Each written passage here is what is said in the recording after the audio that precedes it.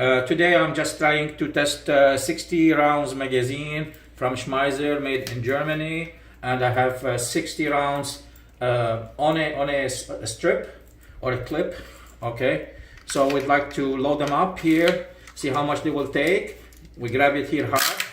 So this is 10. We'll remove this one here. Okay, take another one. This is 20. Okay,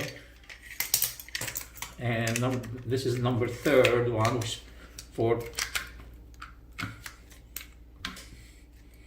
okay, this is 30. It's gonna get harder and harder the more we put bullets, as long as the bullets get inside the magazine. This is 40. Okay. And now number 50. This is the first time I load this magazine, brand new. And this is number 60. We're gonna push a bit more. And the last one. And I'm done. That's all about it.